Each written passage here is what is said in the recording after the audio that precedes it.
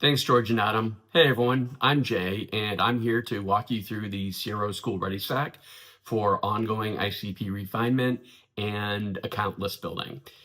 To get started, you just click copy and edit, and you see that on your screen. And if you don't have an account yet, then you'll be prompted to get an account set up, and it will be automatically added into your ReadyStack account.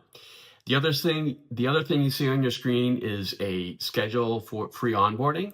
All of our onboarding assistants have been trained on this system, so they know what to expect and they know the typical questions you're going to have, and they'll help you get your database set up and everything squared away, like right away.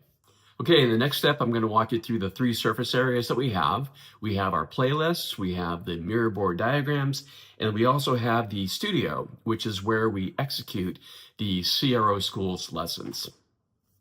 Okay, so the first areas, George and Adam have prepared all the lessons about what it takes to document your ICPs and to build account lists. So we've taken all their lessons in this playlist. So you can go through what they're teaching.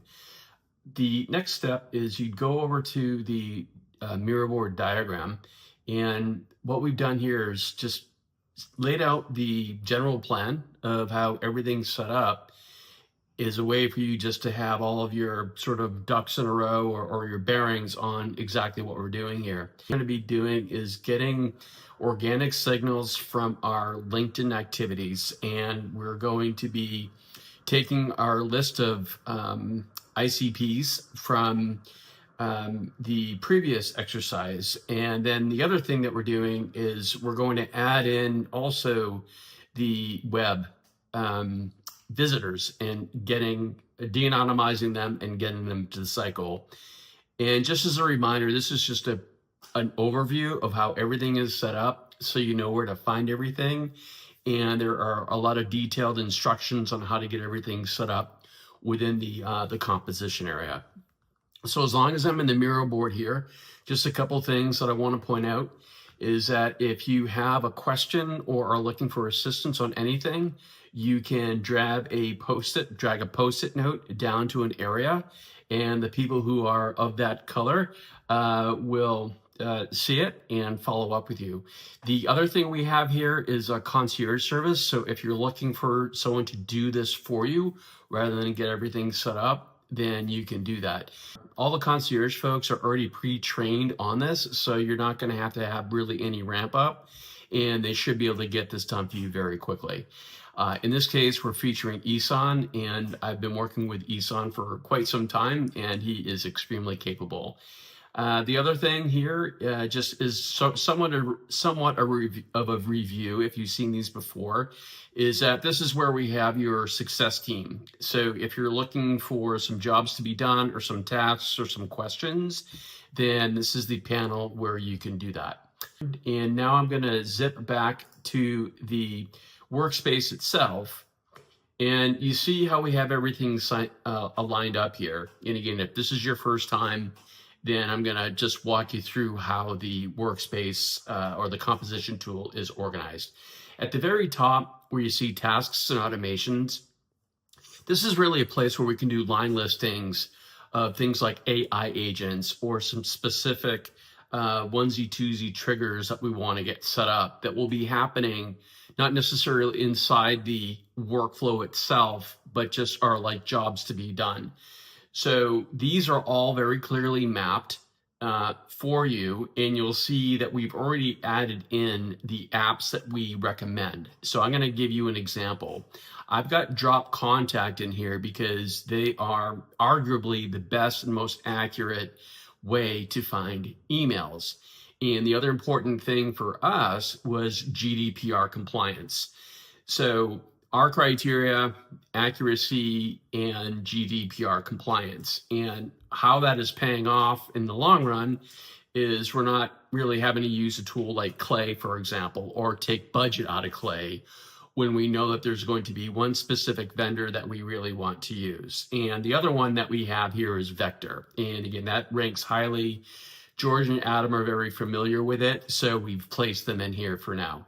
But I just want to point out again, if you have another tool that you'd rather use, or if you want to go out to Clay, it's not a problem. You can do that. And we have our onboarding assistant who can help you think that through. And again, the concierge can take that on for you as well. Okay, so that's where really all the point applications are. Now, the other thing here, which is really a new advancement for us, and that is, see, I'm logged into Chrome, and I am a subscriber to Aware, and it's a wonderful tool. That's why we have it in here, and this is how we're going to be getting our organic, our organic LinkedIn comments, that LinkedIn activity. But what's cool here is that what I'm able to do with the links here is I can do a hyperlink to the various pages of Aware on here. So, for example, if I want to see all my top leads, I just click here and I have that nice clean list. The reason why I like it is because you know what it's like to have multiple tabs open and having to log in and just like remember where you are. We know exactly what we need to do. It's very nicely organized, and we don't have like these interruptions to take us out of our flow. I think the other really important thing here too is it does act, as you see, we've got like the tutorial links in there too. So, you know, it's a couple of things. It's like you're able to see like what is a logical flow that like Alex would recommend for you? Like where are those different areas? And you see all the different tutorials that are lined up with it. It's just massively convenient, and you're just really much more productive. And I'll show you one more example here. We did the same thing for PhantomBuster. So with PhantomBuster, it'll be a high-level overview tour of how it is integrated into the process. And you see the hyperlinks to the specific URLs. That's something you're going to have to do for yourself.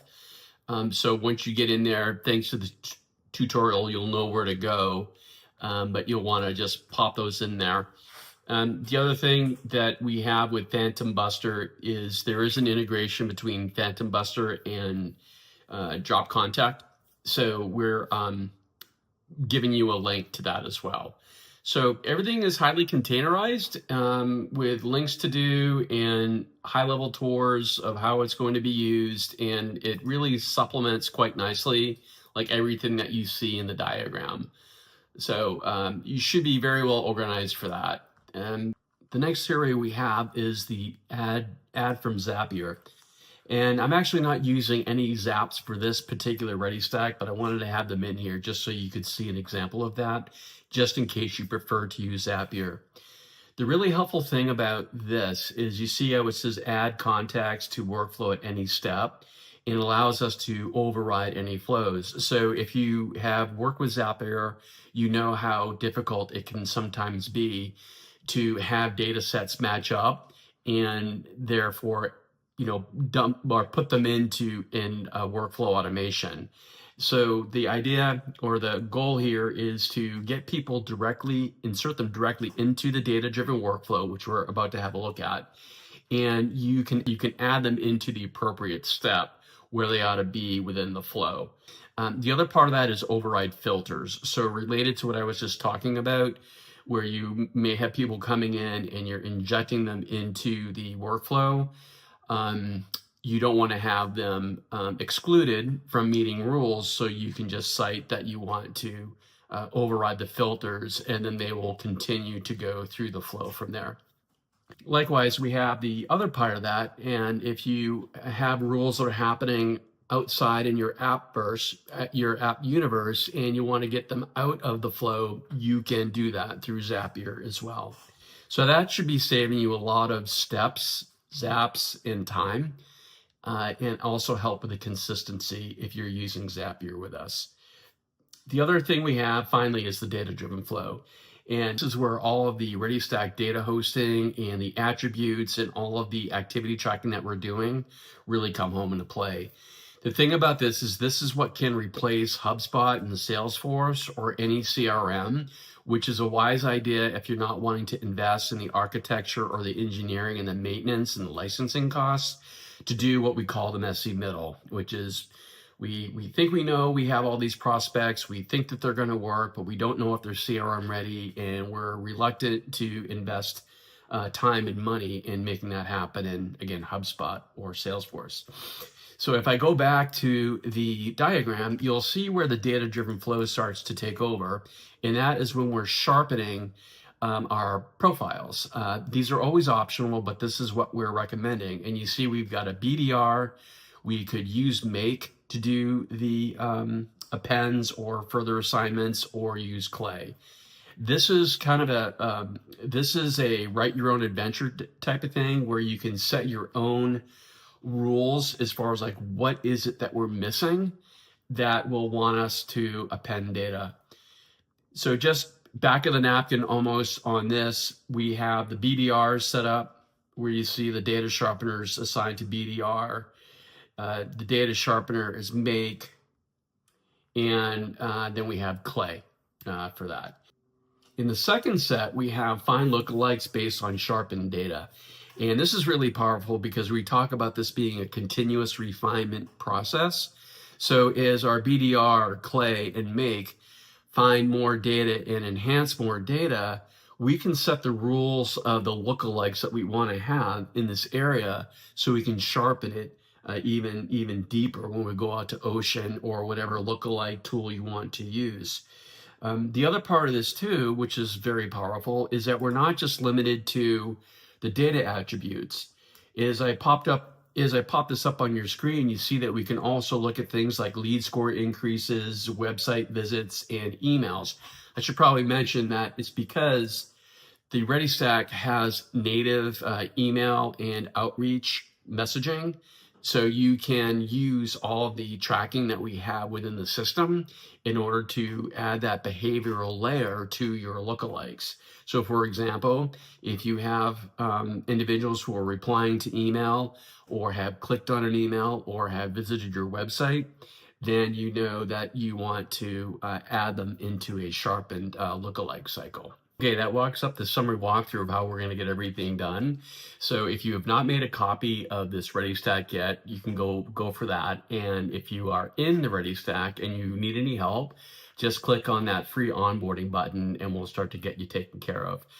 One last thing before we leave this section, and that is you'll notice that there's a share this ReadyStack and you get 40% of all the ReadyStack fees that are derived from this ReadyStack if you share it forward.